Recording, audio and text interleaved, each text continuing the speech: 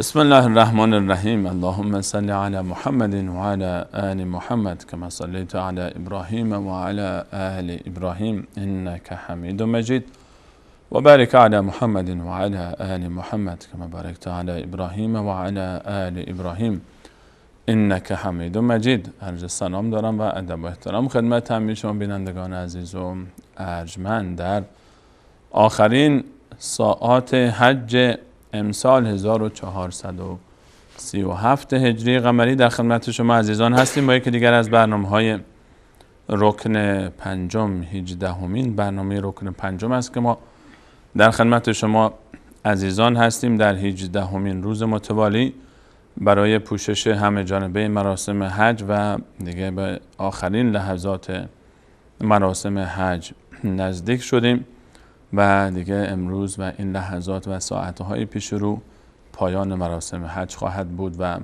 به حمدالله که این مراسم به خوبی و خوشی و امنیت و آرامش و آسایش کامل در حال اتمام هست. به همراه جناب دکتر نور محمد عمرای عزیز بار دیگر در موضوعی از موضوعات متعلق به موضوع حج در این برنامه رکن پنجم با شما عزیزان همراه خواهیم بود. من در ابتدا عرض سلام دارم و ادب و احترام و خوش آمدگویی خدمت جناب دکتر به نام دیگر شما بینندگان عزیز. جناب دکتر خوش آمدید. خیلی لطف دارید. بنده هم عرض سلام و ادب دارم هم خدمت شما هم خدمت بینندگان عزیز و از اینی که تا در روزهای پیش ما رو همراهی کردند و در روزهای آتی هم همراه ما خواهند بود، ازشون کمال سپاس و تشکر رو دارم و امیدوارم که خداوند متعال طاعات عبادات همه عزیزان رو مورد قبول درگاه خودش قرار بدیم. در خدمت شما هستم. تشکر از شما جناب دکتر. در روزهای گذشته اعمال و مناسک حج بعد از اینکه در روز هشتم یوم الترویه آغاز گشت، یوم الترویه به تعبیر دقیق‌تر و عربیش، روز هشتم ذوالحجه حجاج بیت الله الحرام منتقل شدند به سرزمین مقدس منی. شب رو در منی گذراندن. صبح عرفه با اذان صبح و برگزاری نماز صبح حرکت آغاز گردید به سمت عرفات.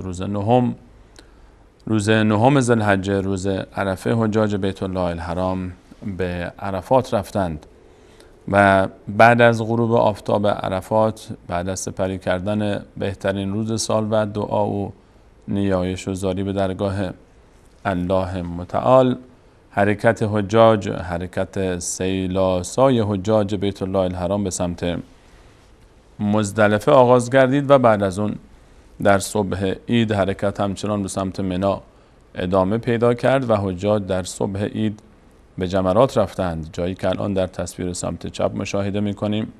و از روز صبح عید همچنان عبادت ها در دو تصویر پیشروی ما و شما ادامه پیدا کرد. در مسجد الحرام طواف افاضه رو داشتیم روز عید و در تصویر سمت چپ در جمرات در منی رمی جمرات داشتیم.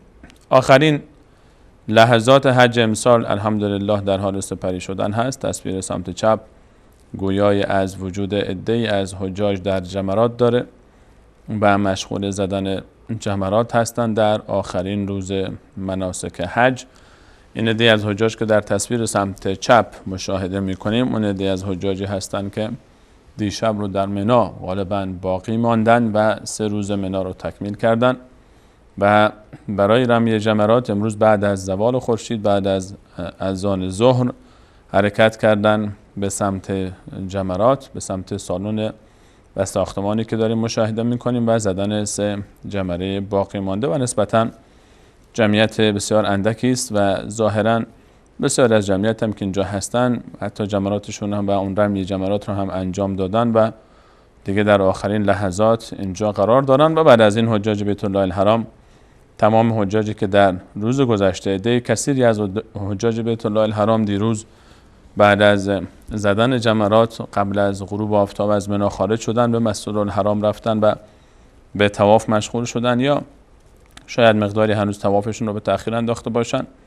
حرکت طواف رو در تصویر سمت راست شاهده هستیم در طبقه سوم مسجد الحرام و طبقه پشت بام که حجاج بیت الله الحرام مشغول طواف هستن با لباسهای خودشون و طواف وداع الان انجام میشه و آخرین عملی است که حجاج بیت الله الحرام انجام میدن قبل از خارج شدن از مکه. برای حجاجی که دوست دارن مکه رو ترک بکنن و به تعبیر دقیق تر، حالا نگیم دوست دارن ترک بکنن، هیچ کسی دوست نداره ترک بکنه، حجاجی که قصد سفر دارن از مکه مکرمه با بازگشت به دیارشون و یا سفر به مدینه منوره برای نماز خواندن در مسجد رسول صلی الله علیه و سلم مشغول به عبادت طواف وداع میشن.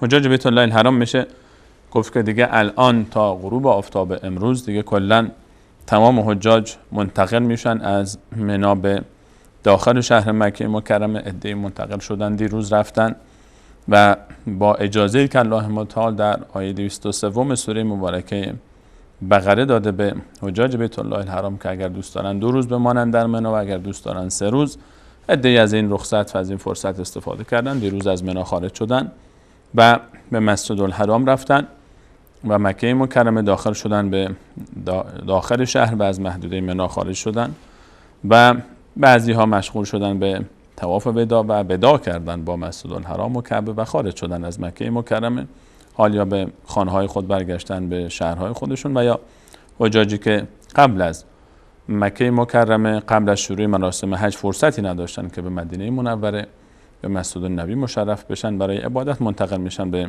مدینه منوره. غالبا حجاجی که قبل از مراسم حج مدینه نرفتن بعد از مراسم حج مدینه منتقل میشن. سفر به مدینه جزء مناسک حج نیست و هیچ ارتباطی با موضوع حج نداره و اگر حاجی به مدینه نره اصلا چه قبلش و یا چه بعدش تأثیری در حجش نمیگذاره. فقط موضوع بحث سفر به مدینه زیارت مسجد النبی و نماز خواندن در اون و به هر حال تماشای مدینه منوره شهر رسول صلی الله علیه و سلم و آشنایی بیشتر با تاریخ اسلام. به هر حال هر مسلمانی دلش برای مدینه میتپه و اینکه بیاد حج بکنه و مدینه نره، گرچه لحاظ شرعی حجش قابل قبول است و مقبول است، اما در دلش نسبت به اینکه چرا به مدینه نرفته حتما حسرتی باقی خواهد ماند. به همین علت ما حجاج بیت الله الحرام رو مشاهده میکنیم که چه قبل از حج و یا اینکه بعد از حج حداقل یا قبلش یا بعدش حتما به زیارت مسجد النبی مشرف میشن و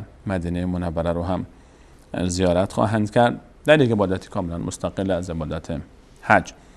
حجاج بیت الله الحرام همکنون عده‌ای که باقی ماندن در مکه مکرمه فقط یک عبادت از اونها باقی است و اون هم موضوع طواف وداع است که اون رو انجام میدن و با طواف وداع در تصاویری که ما میبینیم همچنان مسجد الحرام الحمدلله مطاف با کامل ظرفیت خودش در حال پذیرایی از زائرین بیت الله الحرام هست و حرکت طواف به آرامی و به زیبایی در حال انجام هست. اکثر افرادی که در مطاف در حال طواف هستن بدون احرامن که این دلالت بر این داره که اکثر این جمعیت حجاج بیت الله الحرام هستن، چون عمره که الان دیگه انجام نمیشه و حجاج بیت الله الحرام مشغول طواف بیت الله الحرام هستن و چه طواف نافله و یا اینکه طواف وداع و بعد از اون وداع میکنن با طواف وداع از مکه مکرمه و این بخش طواف وداع دیگه میشه گفت حسن خاتمه مراسم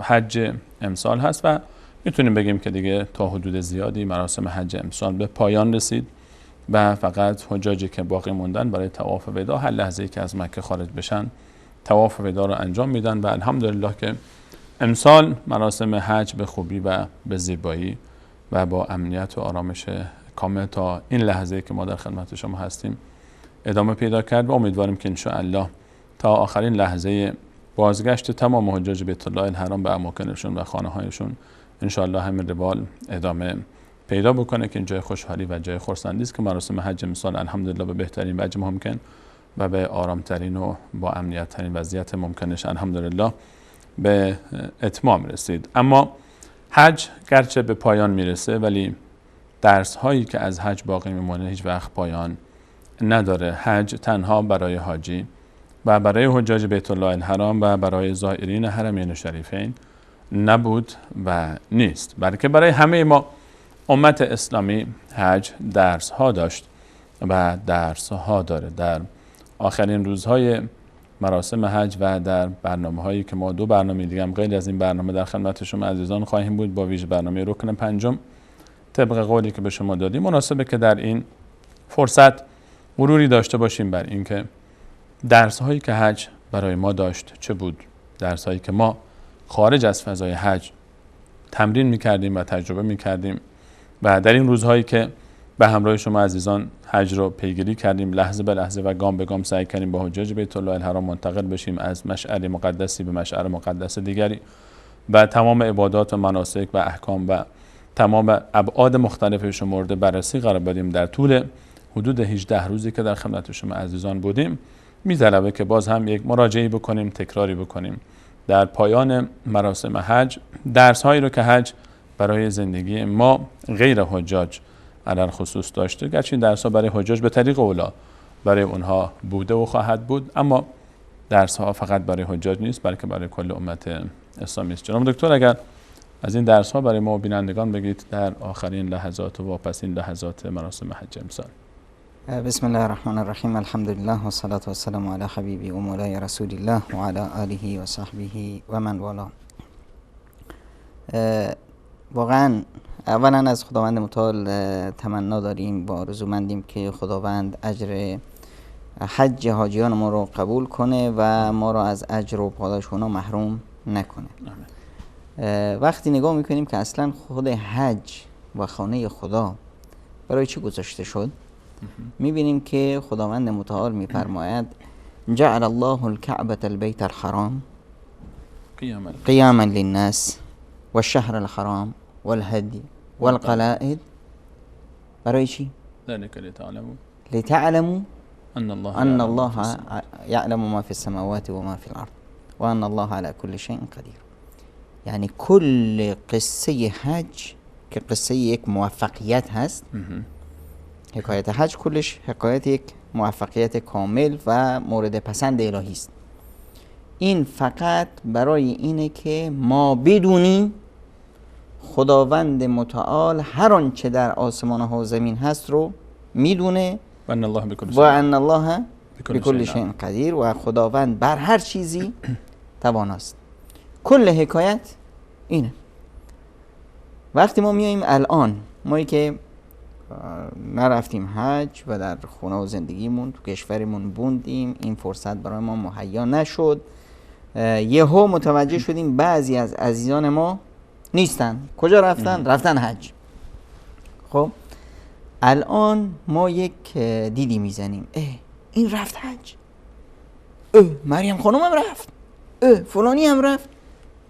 به خودمون میگیم که ای بابا، این نه از ما توانایی بیشتری داشت، نه قدرت جسمی و صحت و بدنش به صورت بهتر بود، نه چندان مال و ثروتش بیشتر بود، نه از نظر علم و سواد و دانش و اندیشه و اینا بیشتر بود، و نه مثلا واسطه و اینجور چیزا بیشتر داشت. اینجاست که میبینیم که نه، پس ما یک چیز رو گم کردیم و اون اعتماد و توکل بر خداوند متعال هست که از الان ما یاد میگیریم که باید بر خدای متعال توکل کنیم. چه توکلی؟ توکل صاحب حج، توکل اولین انسانی که ما رو به سوی حج دعوت داد و اذن فی الناس بالحج کی بود؟ حضرت ابراهیم علیه السلام. حضرت ابراهیم چیکار کرد؟ حضرت ابراهیم اومد یک تنه در مقابل نمرود ایستاد، یک تنه بت‌ها رو شکون. بعدش چی شد؟ خداوند با اون بود. حضرت ابراهیم اومد زن و فرزندش رو رها کرد توی یک صحرای برهوت. برای چی؟ چون که دستور الهی بود. پس چی شد؟ شد اماما للناس. حضرت ابراهیم و خداوند متعال وقتی که این فعالیت ها رو کرد، این کارا رو کرد، معرفی کرد که ان ابراهیم کان امه، ابراهیم تک تنها یک نیرو و قدرتی هست مساوی با یک نیرو و قدرت یک امت. ابراهیم تک و تنهایی که همچنین صفتی داره، انی جاعلک للناس اماما. ابراهیمی که تو همچنین نیرویی رو تونستی به اصطلاح به نمایش بگذاری، من تو رو برای همه بنی آدم، برای انسانیت، بشریت امام قرار میدن، یعنی الگو. حالا ما چیکار میکنیم؟ ما میریم، یا حاجیان که رفتن ما دیدیمشون در طول به اصطلاح ایام حج، حاجی میرفت چیکار میکرد؟ همون کاری که حضرت ابراهیم میکرد. یعنی حاجی میگفت که چی؟ من ابراهیمم. حاجی میرفت همون کاری رو میکرد که مادرمون حضرت هاجر علیه السلام کردن. یعنی حاجی میگفت من هاجرم. پس حاجی چه کاری رو میکرد؟ خود رسول اکرم صلی الله علیه وسلم به ما اشاره کردن که همه پیامبران اومدن حج کردن. پس حاجی اینجا رفت قدم زد، گفت که من همون کاری رو میکنم که حاجیان میکنن، که پیامبران کردن. من مسیر پیامبران رو ادامه میدم. و مایی که نظاره‌گر بودیم دیدیم که ما از اون حاجی که در میدان هست هیچی کمتر نداریم. ببینید ما بعضی وقتا کار میکنیم، میریم تماشای فوتبال. خب بعد ما داریم خط و نشان میکشیم برای چی؟ برای بازیگر. اگه اینطوری میزد، اگه این کارو میکرد، اینطوری میشد، فلان میشد. یعنی ما داریم میگیم که ما هم میتونیم تو میدان باشیم. اگر من میبودم این کار میکردم، اگر من میبودم، یعنی من این قدرت و توان رو دارم، یا حداقل اظهار میکنم که این رو میتونم انجام بدم. وقتی که ما نظاره‌گر حاجی بودیم یک عشق و حسرتی در ما بود که ای کاش من اونجا میبودم، ای کاش این فرصت برای من هم مهیا بشه. این کاش ها و این امیدها و اینها یعنی چی؟ یعنی اینی که من همراه اون هستم، چون که نیت من رو کشید و برد با حاجیان همراه کرد. الان به خصوص امسال که یک ویژگی خاصی دیگه بود که تصاویر زنده ما رو بیشتر عاشق حج کرد و به اصطلاح ما رو در این مراسم سهیم کرد. غیر از به اصطلاح تصاویر زنده‌ای که ما داشتیم، ما یه مورد دیگه داشتیم و اون هم ممنوعیت، خاصتا برای عزیزان ایرانیمون. ممنوعیت چه کار کرد؟ همیشه چیزی رو شما که به اصطلاح منع کنید، عقل این رو نمیپذیره. عقل میگه که به اصطلاح این هست. حالا مثلا من به شما بگم که آقای سلیمانی شما تو تصورت یک اسب سفید که روش یه آدم با لباس سفید با محاسن سفید باشه رو تو فکرت نیاریش. الان چی اومد تو فکر شما؟ خود به خود اومد. خود به خود اومد. وقتی که طرف اومد به اصطلاح نمرود گفت که آقا شما حق ندارید برید حج، نرید که ما با به اصطلاح حکومت عربستان مشکل داریم. همین که نرید، اونایی که اصلا عزم سفر داشتن، خب اونا که دیگه با روح و به اصطلاح همه قدرتشون رفتن، چون اصلا سفر بسته بود، آمادگی داشتن، روحشون آماده پرواز بود. اونایی که اصلا متوجه نبودن، ما رو نمیذارن بریم، اونا خود به خود تحریک شدن و رفتن.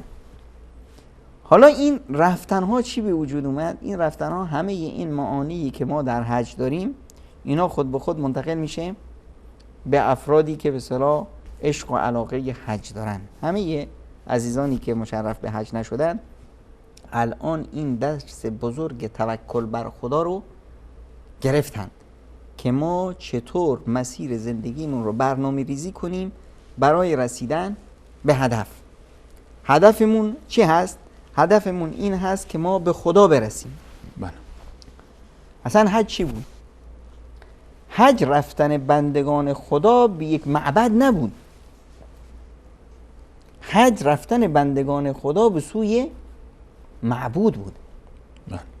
خب ما در حج هیچ وقت نگفتیم که آهای مکه ما داریم میاییم، مکه ما داریم میاییم. چی گفتیم؟ در طول این راه حاجی میگفت لبیک اللهم لبیک، من دارم میام پیش کی؟ پیش تو ای الله. الله که پیش من هست. خداوند متعال به پیامبرش فرمود و به ما گفت که اذا سألك عبادی عنی فإنی قریب. پس خداوند به ما نزدیک هست بدون شک و از رگ گردن هم نزدیکتر است، از حبل الورید هم به ما نزدیکتر است. این واقعیت هست. اما من بنده چون که احیانا غفلت میکنم، این چیزی که حقیقت داره رو احیانا فراموشش میکنم، اون وقت خداوند متعال به من گفت که حالا بیا من یه جایی رو درست میکنم، اسمش رو میزنم خانه خودم. تو بیا به این خانه من، تو احساس کنی، تویی که احیانا غفلت به اصطلاح دستت میده، بیای احساس کنی که نزدیک شدی. من که نزدیکتم، اما تو هم نزدیک شو. پس این احساس در ما ایجاد شد. حالا چه ما رفته باشیم، چه منع شده باشیم، چه از دور نظاره‌گر باشیم، که حکایت رفتن به سوی معبود هست. حکایت رابطه برقرار کردن با خداست و من بنده این رابطم رو با خدام برقرار کردم. حالا که این رابطه رو برقرار کردم، با این تاریخ حج انس گرفتم، اینجاست که من دونستم که با توکل بر خداوند متعال، با اعتماد بر خداوند متعال میشه خیلی کارا کرد. میشه مثل همون افرادی که الان مثلا خاصتا در کشورمون الان این نمایانگرتره که ما با وجود اینی که سیستم سیاسی ما رو نگذاشت ما بریم به حج، بله، جای ما در این افرادی که طواف میکنن خالی هستن، جای ما مثلا میخواستند خالی بشه. با این وجود ما دیدیم که بعضی از هموطنای ما رفتن ترکیه، از ترکیه رفتن حج، بعد رفتن مالزی، از مالزی رفتن حج، بعضی رفتن پاکستان رفتن حج، رفتن امارات و رفتن حج، رفتن افغانستان و رفتن حج. پس یعنی امکان پذیر هست. اونایی که رفتن رو وقتی میریم به اصطلاح تو حج میبینیم، ای بابا اینا همه خیلی هاشون از افرادی هستند که یک پایشون تو قبره، یک پایشون بیرون.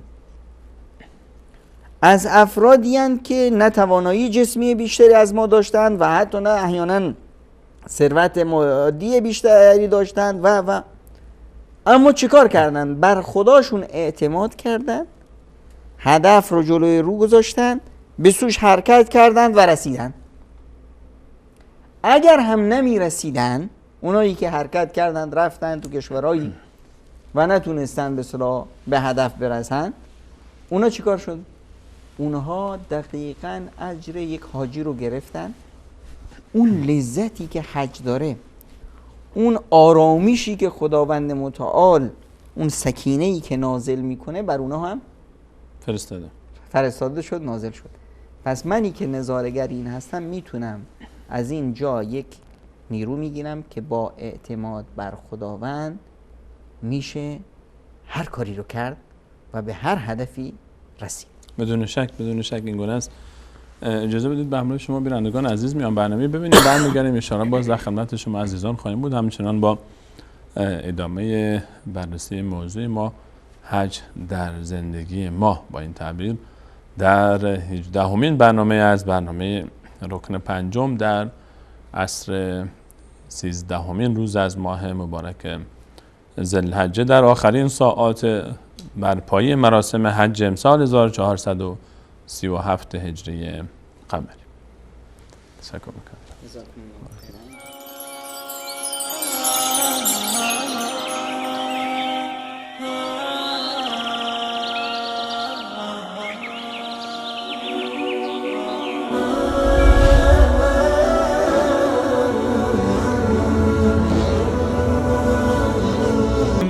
فقد أضعت وتعلم إنما الدنيا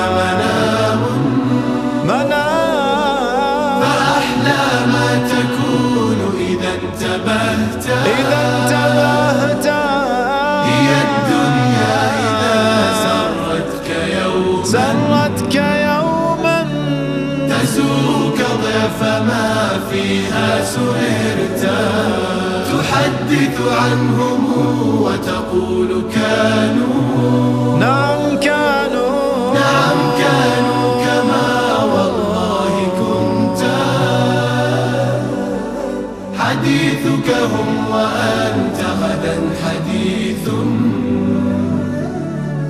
لغيرهم فأحسن ما استطعت. سل الأيام عن عم وخال وما لك والسؤال وقد علمت. ألست ترى ديارهم خواء فقد أنكرت منها ما عرفت. فقد أنكرت منها ما عرفت.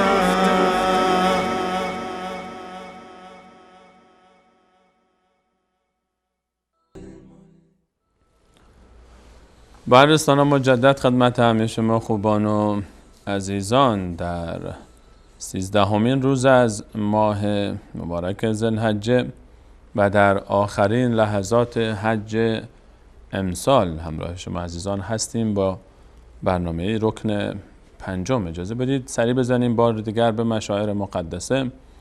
در جمرات در منی فعلا عده‌ای از حجاج همونگونه که از دستهاشون مشخصه در تصویر سمت چپ مشغول زدن سنگهای خودشون به سمت دیوار شیطان هستند و الان دیگه اینها آخرین حجاجی هستند که دیگه دارن عبادت خودشون رو تکمیل میکنن و بیشتر از دیگران ظاهرا اینجا حوصله و صبر کردن و ایستادن و روز آخر عبادت‌های حج رو هم در منی ماندن. در جمرات حجاج بیت الله الحرام اختیار دارن که روز 12 و یا روز 13 خارج بشن از مراسم حج، که این عده‌ای که در تصویر سمت چپ می‌بینیم روز 13 رو اختیار کردن و ایستادن، هنوز در جمرات و منی و مشغول انجام جمرات هستند. و امروز هم عزیزانی که دیشب در منی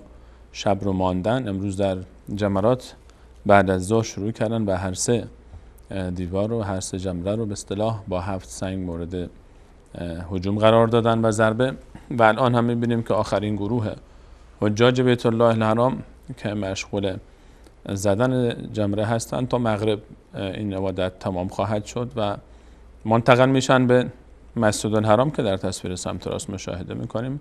حجاج بیت الله الحرام بعد از اینکه جمرات رو انجام دادن، آخرین عبادتی که از حج اونها باقی میمونه بحث طواف وداع برای وداع کردن از بیت الله الحرام و مسجد الحرام و مکه مکرمه است که در آخرین غالبا ساعت‌های حضورشون در مکه مکرمه این عبادت رو انجام میدن قبل از خارج شدن از مکه مکرمه حجاج بیت الله الحرام.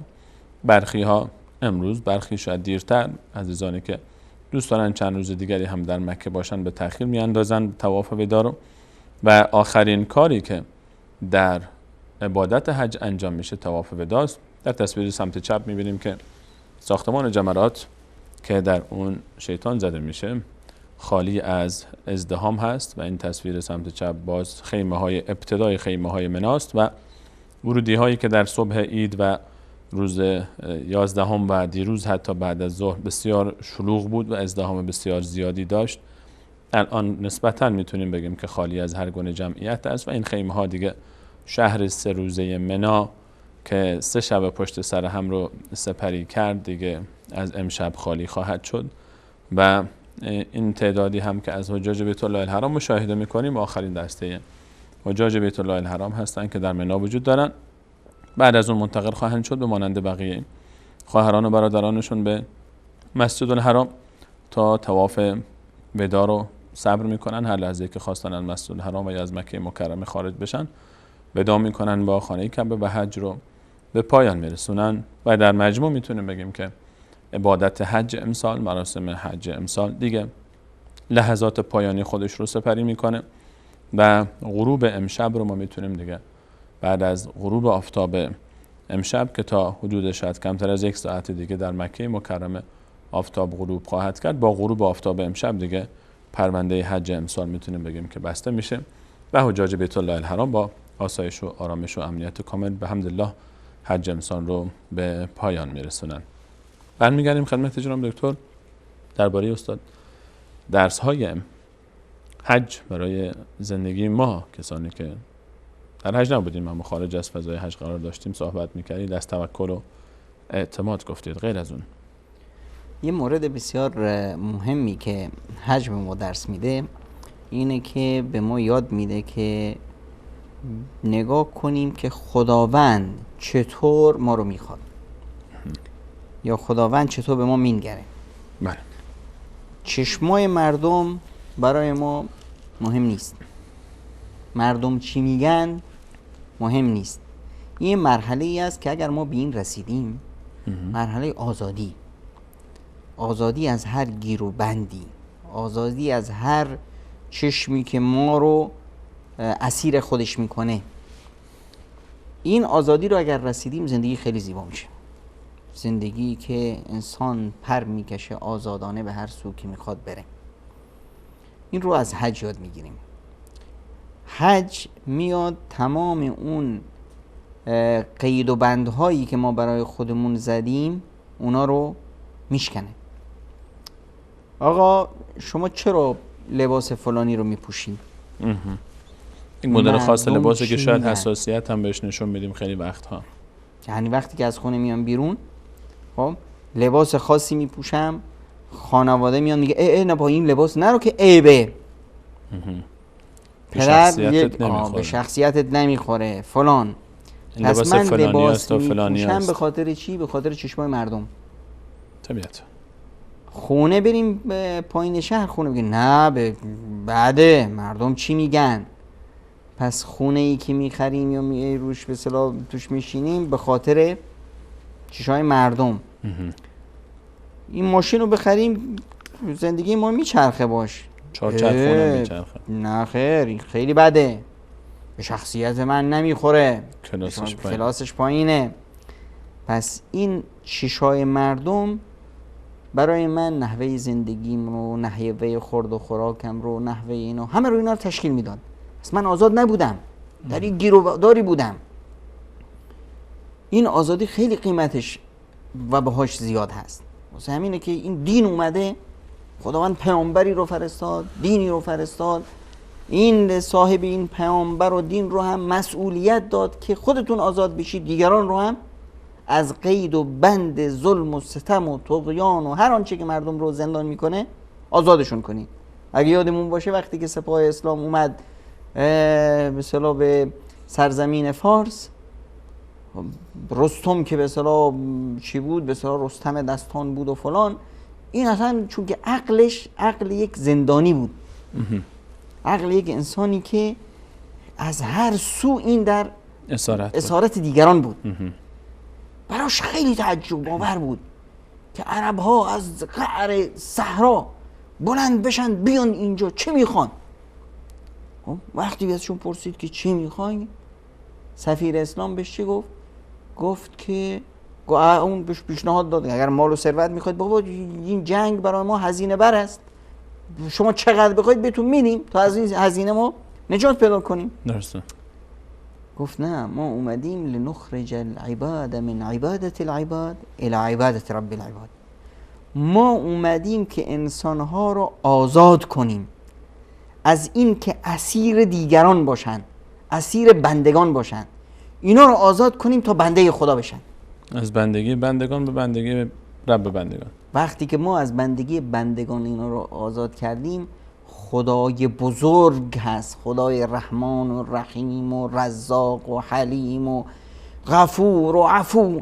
پس ما اینا رو از یک اسارت و زندانی آزاد کردیم به سوی بی‌نهایت ها، به سوی همه سعادت ها و خوشبختی ها. این حج میاد. ما با حج اولین کاری که کردیم رفتیم و دیدیم که حاجی چی کار کرد؟ خونه و زندگیشو انداخت دور، لباس تنش رو انداخت دور. خود حاجی، کسایی که اولین بار احرام میپوشند این ور اون ور نگاه میکنند، احساس میکنند که خجالت میکشند که چیه بابا این رو ما پوشید. چرا؟ چون که هنوز آثار اون بندگی و اون اسارت ها و اون قل و زنجیرهایی که روش بود هنوز هست. اما تا حرکتی کرد دیگه طبیعی شد. تو فرودگاه ها، تو شهرهای دور میبینیم حاجی در بین مردمی که به اصطلاح هنوز اسیر چشمای دیگران هستن، حاجی آزادانه حرکت میکنه. بعد میاد به صلاح اونایی که میان در میقات ها احرام میبندن، اونایی که تو هواپیماها احرام میزنند، اونایی که دیگه راحت هست. الان هیچ براش مهم نیست که مردم چی میگن، مردم چطور نگاه میکنن. این حاجی که الان مثلا وقتی سفری میرفت جایی، خیلی به قراش بد بود، به کلاسش نیومد تا دنبال هتل 7 ستاره بگرده و یه جایی پیدا کنه که نمیدونم در شأنش باشه. این حاجی رو ما میبینیم که تو سر راه، تو منی، تو خاکا، تو عرفات، تو مزدلفه، روی ریگزارا، همون شخصه خوابیده، سرش رو گذاشته به سر رو سنگی و عین خیالش نیست. یه احساس سعادتی میکنه که اگر همین رو الان تو شهر خودش میبود، تو یک هتلی میبود که در شأنش نمیبود، کل شب رو خوابش نمیبرد که خدا نکنه کسی از اون ور رد بشه ببینه که این در هتل 5 ستاره خوابیده. این حاجی اینجا آزادانه است. این آزادی و این احساس در حاجی خیلی بها داره، خیلی ارزش داره. این رو وقتی ما میبینیم، ما از این درس میگیریم که باید هرچه غل و زنجیر هست، هرچه حتی غل و زنجیرهایی که از خود ما برمیاد، یعنی اون چیزی که ما خودمون سببش هستیم، از داخل ما برمیاد، نه اینی که احساسی که ما رو ذلیل میکنه، ما رو در اسارت چشمهای دیگران و حرفهای دیگران میکنه. الان میشکنه، نه چشم دیگران برای ما مهمه، نه حرف دیگران، برای خودمون زندگی میکنیم، برای خودمون زندگی میکنیم و این احساس سعادت میکنیم. و احیانا هست که ما با خشم و غضب و زبان خودمون رو تو اسارت خودمون باز در میاریم، که حتی این رو هم خداوند متعال برای ما نمیخواد. خداوند متعال به ما میگه سارعوا الى مغفرت، سارعوا الى جنت عرضها السماوات والارض، بدوید به سوی بهشتی که پهنای اون آسمان ها و زمین هست. این بهشت آماده شده برای کی؟ للمتقین، اعدت للمتقین. الان ببینید این متقیان کی هست؟ الذين ينفقون في السراء والضراء، از هیچی نمیترسن در همه حالت، چون که توکلشون بر خداست اسیر ماده نمیشن. ماده رو میدن، میدونن که خداوند پس میده. والکاظمین الغیظ، و اونهایی که خودشون رو اسیر خشم خودشون نمی کنن، در شدت خشم میشکنن، خشمشون رو میشکنن، کنترلش میکنن. خود خشم چیه؟ خشم وقتی که من میگم که من فلانی رو امکان نداره ببخشم، یعنی چی؟ یعنی اینی که من اون رو یک متهم میدونم به یک جنایتی، به یک اشتباهی، به یک لغزشی، به یک حق خوری که این امکان نداره که من ازش پایین بیام. کظم غیظ چیه؟ کظم غیظ اینه که من وقتی که این دید رو دارم، این چی رو دارم، یک بینش دیگه برای من میاد که اون بینش عذر تراشی است، که من میگم این کار رو فلانی کرد، شاید بنده خدا هدفش این نبوده، مال منو برد، شاید بیچاره مشکلی داشته بود و الا این کارو نمیکرد. به من توهین کرد، شاید اصلا متوجه من نبود. وقتی عذر تراشیدم چی شد؟ پیامبر خدا صلی الله علیه و سلم میفرمایند که التمس لابیک اخیک 70 عذرا، برای برادر مسلمونت 70 تا عذر هم بتراش. اگر 70 تا هم جا نداشت، یه عذری بگو، شاید عذری دیگه داره من نمیدونم چیه. یعنی در هر حال عذری بیار. وقتی که عذر اومد، اون شدت خشم میشکنه. اون برای من قابل تحمل میشه. بعد از اون میخونیم که خداوند متعال میفرماید والعافین عن الناس والله یحب المحسنین، و اونهایی که از مردم در میگذرن. در حج چی بود؟ لا رفث ولا فسوق ولا جدال فی الحج. یعنی در حج هر چیزی که اتفاق میفته حق نداریم دعوا کنیم، حق نداریم بد و بیرا بگیم، حق نداریم سر و صدا بکنیم، این کل این یعنی چی؟ یعنی اینی که کنترل دست خودت، آزادی از هر قید و بندی. بعد آدم میگه خب من معتادم، من خدایی نکرده دزدی کردم، من خدایی نکرده مرتکب یک فاحشه هستم، فلان هستم، یعنی گناهان کبیره. این گناهان کبیره حج به من میگه که تو گناهت بزرگه. چقدر بزرگه؟ به بزرگی عظمت و بخشایش خدا میشه. اینجا که شد میبینم که من خدایی به اون بزرگی و به خدایی به اون بخشایش و رحمت دارم و پس چرا به چشم مردم توجه کنم؟ ما یک اشتباهی که میگیم همیشه در تربیت فرزندان، این رو هم تذکر میدیم که بچه‌هامون رو هیچ وقت نگیم این کارو نکن عیبه، این کارو نکن مردم چی میگن. نه، این کارو اگر کردی ما چیکار میکنیم؟ ما مثل یک پروانه‌ای که عقلش کار نمیکنه بچه‌مون رو تو پیله میدوزیم، بچه‌مون رو اسیر چشمه‌های مردم میکنیم، بچه‌مون رو اسیر خواهشات مردم میکنیم. چون مردم چنین میخوان پس باید بچه‌م اینطور باشه. خب مثلا دیروز که از عزیزان ازدواج کرده بود عکسشو فرستاد. این عکس رو نمیشه به اصطلاح بگی که یک انسان پایبند به دین مثلا با خانمش همچین عکسی میندازه. خب چرا انداخته بود؟ چون اگر این کار رو نمی کردیم مردم چی میگفتن؟ فرهنگ جامعه اینطوری هست. پس تو چی هستی؟ تو اسیر هوا و هوس دیگرانی، اسیر خواسته های دیگرانی. حج میاد به چی میگه؟ این آیه قرآن کریم ادامه همین آیه، والذین اذا فعلوا فاحشة، یعنی اونهایی که اگر عمل فاحشه و فحش انجام دادن، این دیگه نهایت گناه. یعنی نه اینکه بگی آقا به اصطلاح کسی که غیبتی ازش کرد، اشتباهی صورت گرفت، بدی که نه، والذین اذا فعلوا فاحشة، گناه خیلی بزرگ، گناه خیلی بزرگی که دیگه چشم مردم همش بد و بیرا بهش میگن. این در همین آیه ای است که گفت که اعدت للمتقین، یعنی احتمال داره که متقی مرتکب فاحشه بشه. احتمال داره که آقا تویی که صاحب فاحشه هستی چشمای مردم رو بنداز دور، بنده خدا باش، تو از متقین هستی، از اونهایی که خداوند اعدت للمتقین، اونهایی که خداوند برایشون بهشتهایی که پهناشون آسمان ها و زمین هست رو برای اونها مهیا کرده.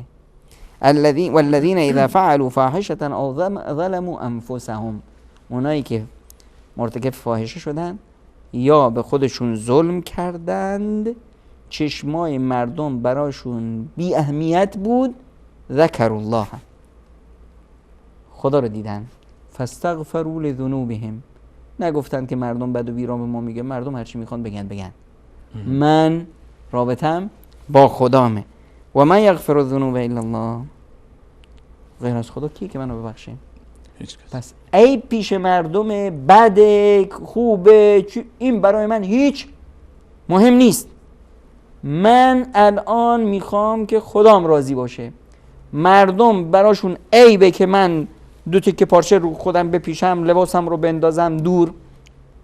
پیش مردم عیبه که منی که وزیرم، منی که نمیدونم ثروتمندم، منی که فلانا، که بیام به صورت تو یک صحرا بخوابم، برام هیچ مهم نیست. پیش مردم عیبه که من پیاده برم، طرف اصلا امکان نداشت که جایی بره مگر اینکه 10 تا اسکورت داشته باشه و چی.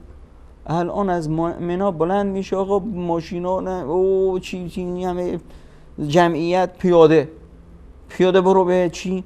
به عرفات، از عرفات بیاد به مزدلفه، بیا به منا، بیا همش پیاده.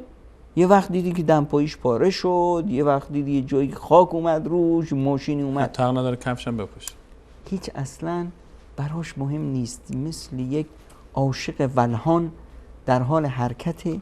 چشای مردم براش مهم نیست، حرفای مردم براش مهم نیست، دید مردم براش مهم نیست. این درس ما از حاجی میگیریم تا در زندگیمون ما اینچنین باشیم که ما هم مثل حاجی هدفمون رسیدن به رضایت خداوند متعال باشه.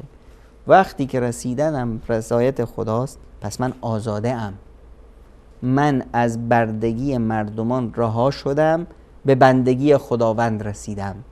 وقتی که من بنده راستین خدا باشم، خداوند منو عروج میده. پیامبرش رو وقتی خداوند متعال برد به آسمون ها، سبحان الذی اسری برسول الله، نه عبده، به عبده، پاک و منزه از اون خدایی که بنده اش را برد. بندگی کمال آزادی است. حقیقتا این گونه است. الله متعال نصیب همه ما شما بکنین. احساس زیبا رو اجازه بدید با شما منتقل بشیم به مکه مکرمه و ببینیم که در مشاعر مقدسه چه خبر هست. در مسجد الحرام همچنان جمعیت مطاف، جمعیت طواف، جمعیت حجاج بیت الله الحرام که در حال طواف کردن هستند قابل ملاحظه است. جمعیت زیادی به پشت بام منتقل شدن، حتی در حال طواف در تصویر مسجد الحرام، و با علم به این که در داخل مطاف وقتی که شروع میشه در طبقه اول مطاف، درهای ورودی طبقه اول مطاف رو میبندن. جمعیت جمرات هم دیگه میتونیم بگیم که کلا داره به پایان میرسه و جمعیت حجاج بیت الله الحرام از جمرات دیگه منتقل شدن و تعداد بسیار اندک و انگشت شماری همچنان مشغول رمی جمرات هستند از برادران و خواهران. در آخرین و واپسین لحظات باقی مانده از روز 13 اون هم فقط یک جمره، این جمرات 3 تا جمره متفاوت داریم. این ظاهرا جمره اولی هست که جمعیتی در کنارش نیست و میبینیم که نسبتا فضا خالی است. وضعیت خیمه های منی و شهر 3 روزه منی رو به اتمام هست و سفرهاش و حجاجش و میهمانانش این شهر خیمه ها رو که در 3 روز گذشته مورد توجه خاص تمام اهل زمین از امت اسلام و اهل آسمان بود، در دامنه این کوههای مشرف به عرفات و مزدلفه و منی کم کم جمرات رو و منی رو ترک میکنن و امشب دیگه منی کاملا خالی از هر گونه از حجاج بیت الله الحرام میشه و منتقل میشن به کنار برجی که در تصویر سمت چپ میبینیم که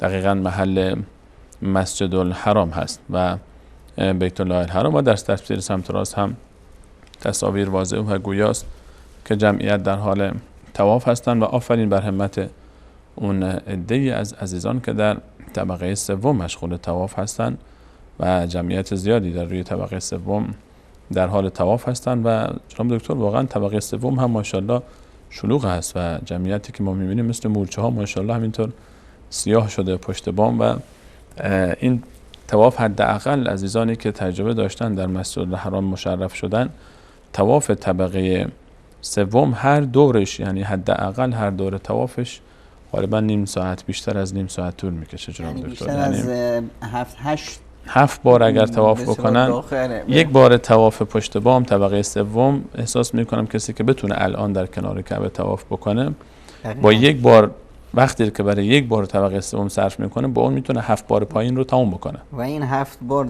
طبقه 3 رو میره و اصلا احساس نمیکنه که به اصطلاح مسیر دور هست یا چی هست. این واقعا یک درس عجیبی است در حج استاد سلیمانی که خود سفر لذت بخشه. ما وقتی میریم یه جای سفر یه هدفی داریم. من میرم تهران، بله، هدفم سفرم یا لذتم که رسیدم به تهران، بله، هدف تهران هست، رسیدم به تهران احساس راحتی میکنم. طول سفر احساس وقتی که هدف مهمه و زیباست، انسان در طول سفر هم هیچ زیاد احساس لذت ناراحتی نمیبرم، خستگی داره، بله. چی همه چیزم هست که به اصطلاح به هدف برسم. بله، اما فکر و ذکر همش اونجاست. سفر حج هدفش کجاست؟ هدف مسجد الحرام، هدف خب تو مشاعر رسیدی مقدس مسجد است. الحرام گفتن که برو منا. هدف بس مسجد الحرام نبود. رفتی منا گفتن برو عرفات. منا هم هدف نبود.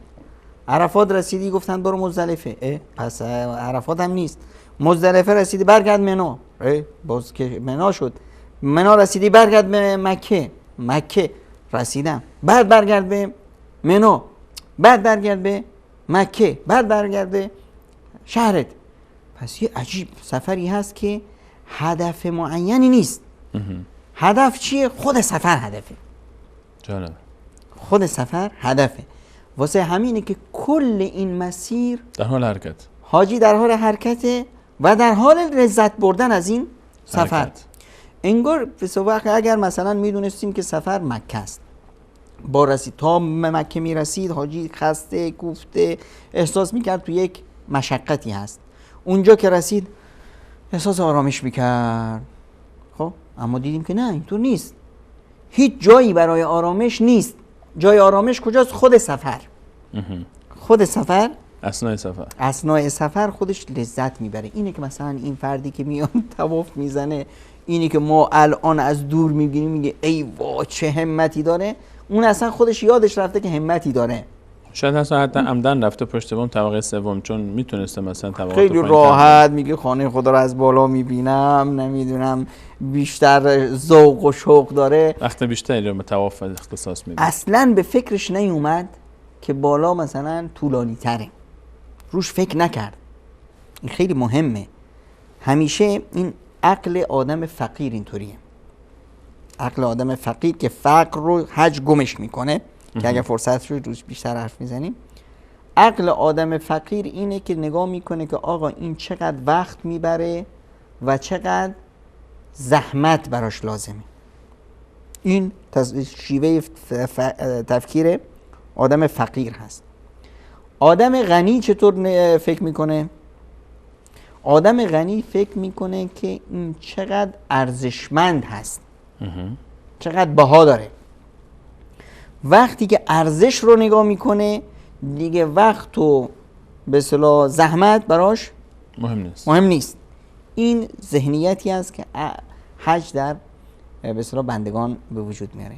الان در همین مسئله وقت حج بیاد به ما یاد میده، مایی که به اصطلاح نظاره‌گر حج هستیم یاد میگیریم که وقت مهمه. آرزوهای حسرت خوردن بر گذشته و آرزوهای نرسیده این مهم نیست. برای من فرد خود زمان مهمه. زمان که برای من زمان الانه. ما میگیم یه زمانی گذشته از یه زمانی آینده است، این برای فعل است و اصلا هم حقیقت واقعیت نداره. حتی تو به اصطلاح حرف زدنمون همون الان مهمه. دیروز چیه؟ دیروز یک تصمیمی بود که گذشت، من گرفتم یا نگرفتم دیروز گذشت. فردا یه روزی است که من تصمیمی را خواهم گرفت. حالا اگر فردا نیومد چی؟ فردا اومد و من نبودم، این تصمیم وجود نداره. الان وقت منه.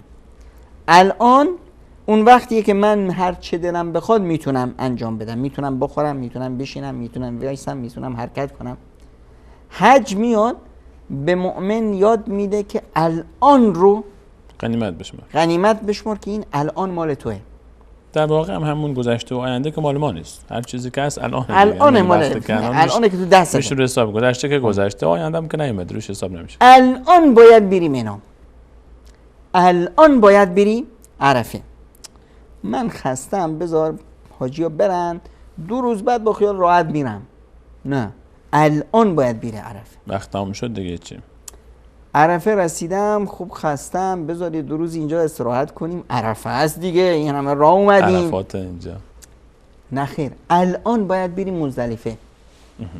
الان باید بری رمی جمرات کنی. همین الان این قیمت وقت رو به ما نشون میده و قیمت اینی که لذت ببریم از وقتمون، لذت ببریم از اون لحظه ها، استفاده درست بکنیم و بدونیم که برای رسیدن به سعادت هیچ وقت دیر نیست. چون که ما در زمانی که احساس کردیم که باید خوشبخت بشیم قدم برمی‌داریم در راهش. قدم باید برداریم، چون که بعدی شاید نباشه، قبلش که گذشت. یه چیزی که ما هنوز خیلی وقتا اشتباهش میفهمیم، خود حج اصلا برای کیه؟ حج اساسا مال جووناست. حج مال جووناست. چرا که حج ابتدای زندگی است، یک تولد جدیده. یک تولد جدیده. خب بعضی از ما چیکار میکنیم؟ حج رو میذاریم آغاز مرگ. آقا برو حج. بابا من که گناهی نکردم برم حج، بذار یه 200 سال عمرم بشه. کی گفت که 200 سالی هست؟ الان مال توئه. خب اینه که ما وقتی که حاجی رو میبینیم، تو حج چه هست؟ 20 ساله هست، 10 ساله هست، 90 ساله هست، 100 ساله هست. پس میبینیم که همین الان رو باید تلاش کنم برای رسیدن به چی؟ به خوشبختی. و برای رسیدن یا حرکت به سوی سعادت، خوشبختی هیچ وقت دیر نیست. همون لحظه که به اصطلاح عقلم به کار افتاد باید حرکت کنم. خب خداوند متعال میفرماید که فمن اتبع هدای فلا یضل ولا یشقی. و میفرماید که وقتی که انسان اومد راه عمل صالح انجام داد، ایمان آورد، عمل صالح انجام داد، چی کارش میکنیم؟ فلنحینه حیاتا طیبه من عمل صالحا من ذکر او انثی. هر کسی باشه و هو مؤمن، عمل صالح انجام داد، مؤمن هست، فلنحینه حیاتا طیبه، ما به اون رو زندگی خوشبختی بهش بدیم. من که الان این رو فهمیدم، باید از الان حرکت کنم. اینی که من بگم من جوونم، من امیدها دارم، من امیدهای من از لحظه الانم باید شروع بشه. این درس بسیار مهمی هست که ما از حج میگیریم که لحظه ای که مال من هست، آینده از من نیست، گذشته هم از من نیست، رفت، امکان نداره برگرده. و اینی که آینده ای باشه هم هیچ امیدی نیست. هیچ امیدوار هستیم که باشه، اما هیچ تضمینی نیست، ضمانت داده نیست. حالا که تضمین نیست، پس از الان شروع کنم. چه کار کنم؟ عمل صالح انجام بدم، مؤمن باشم، فمن اتبع هدای، راه خدا رو پیروی کنم. کدوم راه؟ راه خدا کدومه؟ راه خدا نزدیکترین راه به رسیدن به هدفه. واسه همینه که ما هر روز بارها و بارها تکرار میکنیم اهدنا الصراط المستقیم. راه مستقیم باشه. راه مستقیم چیه؟ کوتاه‌ترین مسیر بین دو نقطه، خط مستقیم. پس کوتاه‌ترین مسیر، ساده ترین مسیر، راحت ترین مسیر برای رسیدن به خداوند راه راه خداست. راهی که قرآن به ما نشون میده. الان من اگر مسیر قرآن، من خیلی دلم میخواد که به جای مثلا 5 رکعت 10 رکعت نماز بخونم، به جای 5 بار نماز 10 بار نماز بخونم، به جای نمیدونم 4 رکعت نماز فرض 10 رکعت نماز بخونم. این راه مستقیم نیست. راه مستقیم پیروی بیچون و چرا، پیروی دقیق، مو به مو حرکت کردن، گام به گام حرکت کردن با رسول الله صلی الله علیه و سلم. و ان هذا صراطی مستقیم، و ان هذا صراطی مستقیم. پس این راه مستقیم هست. خیلی چیزای دیگه به من گفتن اگر تو اینطوری ذکر کنی، به من گفتن اگر نمیدونم از اون تسبیح های قلم به سلم به دستت بگیری، به من گفتن که یه چیزی هست الان تک تک تک تک تک تک سبحان الله سبحان الله میکنی، به من گفتن اگر پیش فلان پیر بیری، به من گفتن اگر این تعویض رو به گردنت به گلوت به پات آویزون کنی، به من گفتن برو پیش فلان امامزاده. به من گفتن ها کی گفته؟ رسول الله صلی الله علیه وسلم؟ نه، فلان امام گفته، فلان ولی گفته، فلان.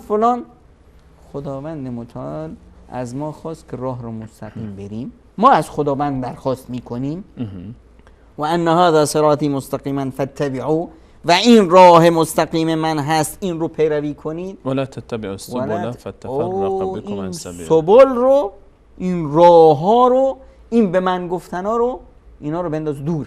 اون همه ما رو به ترکستان میرسونه، نه به کعبه. راه مستقیم نیست. وقتی راه مستقیم نیست پس توش سعادت نیست.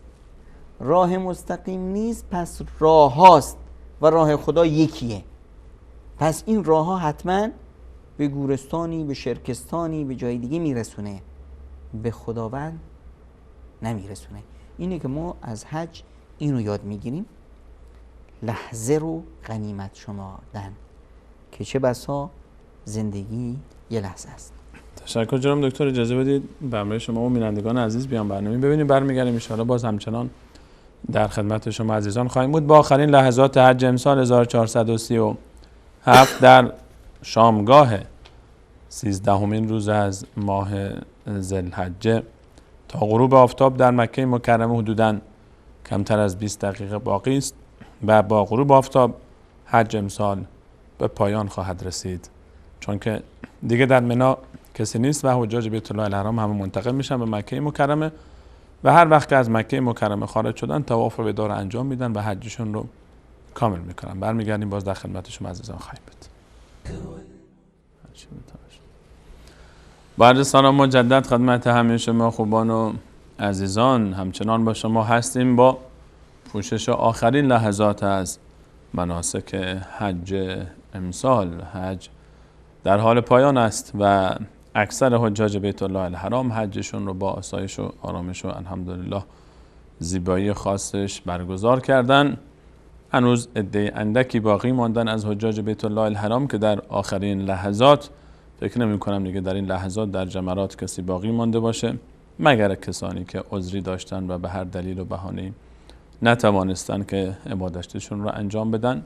فقط در مسجد الحرام همچنان جریان طواف ماشاءالله پررنگ هست که البته شاید بسیار از این عزیزانی که طواف میکنن هم طواف نافله باشه طوافشون، و به هر حال یک چیز مشخصه که عزیزانی که در مکه مکرمه هستن و در مسجد الحرام تا لحظه خارج شدنشون از مسجد الحرام به مناسک طواف وداع رو انجام ندادن و با طواف وداع حجشون به پایان خواهد رسید و مناسک حج در مشاعر مقدسه به صورت کامل تا لحظات دیگر به پایان خواهد رسید و حج امسال الحمدلله با زیبایی و آرامش و امنیت کامل الحمدلله روی به اتمام است. جناب دکتر درباره حج و درس‌های حج برای زندگی ما میگفتید. ما چند دقیقه تا نماز مسجد الحرام، نماز مغرب فرصت باقی داریم که انشاءالله تا اون لحظه در خدمت شما عزیز هستیم. خواهش می‌کنم. موردی که خیلی زیباست در حج، حدیثی است از پیامبر اکرم صلی الله علیه و سلم که ما رو تشویق میکنه که تابعوا بین الحج والعمره، که همیشه به حج و عمره برید به کرات و مرات، خیلی وقت خیلی برید. چرا؟ میفرمایند که فانهما ینفیان الفقر والذنوب. حج و عمره فقر و ذنوب و فقر و گناهان رو آب میکنن، همان طوری که وقتی ما یک به اصطلاح آهن زنگ زده رو بذاریم تو کوره آتش سوزی، تو کوره آهن ذوب آهن، اون زنگا همش میره کنار. ناپاکی وقتی که آن فلز ذوب میشه خود به خود ناپاکی میاد روش، رد میشه جمعش کرد. خب الان اینی که به اصطلاح گناهان رو حج دور میکنه، این برای ما قابل هضم هست. اما فقر رو چطور؟ ظاهرش اینه که خود به خود هزینه میخواد، پول میخواد، باید خرج بکنیم. یعنی حج هزینه چند اولش این چیزی هست که ما نباید فکر کنیم که دارایی یا نداشتن این به فقر ربطی داره. فقر اصلا یعنی نیاز. بله. فقر یعنی حاجت. یعنی بحث مادیش مطرح نیست. حتی مادیش هم مطرحه. خب یکی به اصطلاح ثروت‌های هنگفتی داره تو به اصطلاح تو بانک، با این وجود احساس نیاز مادی داره، چشمش سیر نشده، هنوز میخواد جمع کنه. خب این فقیره. یکی به اصطلاح مال و ثروت داره اما نیاز به زن و بچه داره، فقیره. یکی زن داره نیاز به بچه داره، فقیره. یکی زن و بچه داره نیاز به صحت داره، فقیره. یکی زن و بچه و صحت و آرامش داره نیاز به مثلا یه مورد دیگه داره، تعلیم داره، آموزش داره فلان. اینا یه نوع فقره. خب الان حج میاد چیکار میکنه؟ حج میاد این سیستمی که در ما هست این رو یه وارسی میکنه و منی که بسیار نظاره‌گر هستم این رو درک میکنم. منی که اصلا به حج نرفتم هم میتونم از حج این مفهوم رو برداشت کنم و خود سیستم خودم رو عوض کنم. سیستم فقیر چی هست؟ سیستم فقیر اینه که فقیر دنبال چیزهای مجانی هست، میخواد که هر جا مؤسسه خیریه‌ای هست بره نامنویسی کنه که اونجا چیزی بهش بدن. هر جایی که به اصطلاح چیز به اصطلاح مجانی گیر میاد فقیر خوشحال میشه و اونجا میره. حج میاد میگه که آقا همین حج رفتنت برای چیه؟ برای عبادت. برای رفتن به عبادت باید هزینه پرداخت کنی. خب اینجا هزینه دادن هست. خداوند بهش میگه ولن تنالوا البر حتی لن تنالوا البر حتی تنفقوا مما تحبون. شما به خوبی و بر نخواهید رسید مگر اینی که بدید در راه خدا از آن چیزی که دوست دارید. نه اون چیزی تازه عادی، اون چیزی که شما مورد پسند شماست و محبوب شماست. برای شما من احترام میخوام باید احترام بدم. من کرامت و عزت میخوام باید کرامت و عزت به دیگران بدم.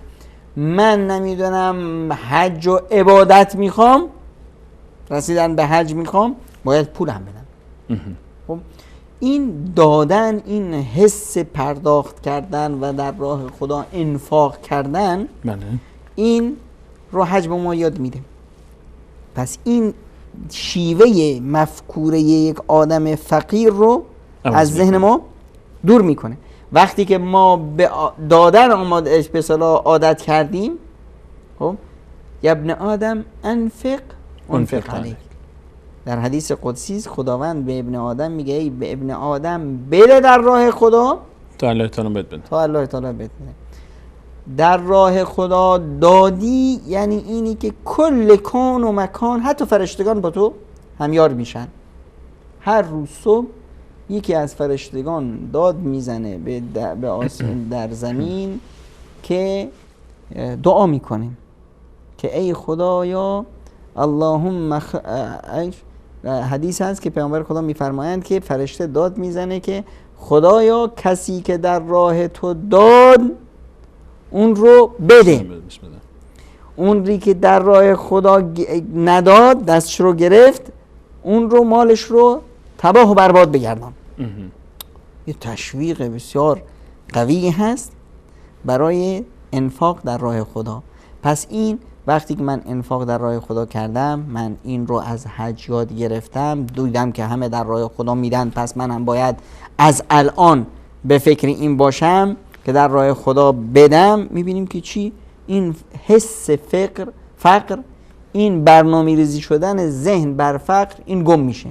وقتی این گم شد خود به خود من رو غلطک ثروت میافتم و به اصطلاح حرکت میکنم به سوی وضع اقتصادی بهتر. همینه که به اصطلاح انسانی که میره به حج و برمیگرده زیاد میره، دست و دل بازتر در میشه، در عین حال دروازه های روزی به روش بیشتر باز میشه، وضعش بهتر میشه. یه مورد دیگه ای هم که به اصطلاح در حج هست اینی که یکی از ویژگی های آدم فقیر میاد برده به اصطلاح وضع و حال فعلی خودش میشه. میگه که فلانی رفت به حج. چرا؟ آدم خوش شانسیه. پس این شانس پرسته، خدا پرست نیست. فلانی رفت به حج. چرا؟ بابا وضع و حالش خوبه، وضع خانوادگیش خوبه، وضع اقتصادیش خوبه، وضع فلانش خوبه. این وضع رو میبینه، خدا رو نمیبینه. حج میاد به ما نشون میده که نه بابا، این پیرزن همسایه رفت حج، این که هیچی نداشت، همتی داشت که این همتش باعث شده بود که از 50 سال پیش این برنامه ریزی کرده بود که من به حج میرم و رفت. راه ها رو بستند، رفت به افغانستان، از افغانستان رفت. همین پیرزنه، بله همین پیرزنه هیچی نداشت. این پیرزنه چی داشت؟ امید به خدا داشت. عقلش برنامه ریزی عقلش بر فقر نبود، برنامه ریزی عقلش بر این بود که من بنده کسی هستم که اسمش هست الغنی. من بنده خداوند غنی هستم، خداوند رزاق هستم. وقتی که من بنده اون هستم، پس من توجهم به دارایی الله متعال است، نه به دارایی خودم. 2 دقیقه وقت داریم جناب دکتر، تا از من اینه که ما بعضی وقتا ما چیزایی یاد دادن که تو همونا گیر افتادیم که گلیم تو از پای خودت درازتر نکن، اونقدر که داری اونقدر بسا فکر کن. نه، ما باید اونقدر فکر کنیم که به اصطلاح ما خدایی رو داریم که خدای ما بخشاینده است، خدای ما داراست، خدای ما غنی است، خدای ما هوای ما رو داره. وقتی که ما خدا رو داریم، پس دیدمون دیدی باشه که رسیدن به خدا باشه. حالا من در مسیر رسیدن به خداوند گام جلو میذارم و حتما به هدفم هم میرسم، چون که خدا رو در کنار خودم دارم و این باعث میشه که من حرکت کنم، این ذهنیت فقر از من دور بشه. وقتی که ذهنیت فقر از من دور شد، خود به خود من به سوی دارا شدن و به اصطلاح مالدار شدن میرم، چرا که فقر از شیطانه. خداوند متعال میفرماید الشیطان یعدکم الفقر، شیطان شما رو وعده فقر میده، از فقر و ناداری میترسونه. پس شما نباید از فقر و ناداری بترسید، بلکه امیدتون به خدای غنی باشه. تشکر میکنم جناب دکتر، صحبت کنم با شما.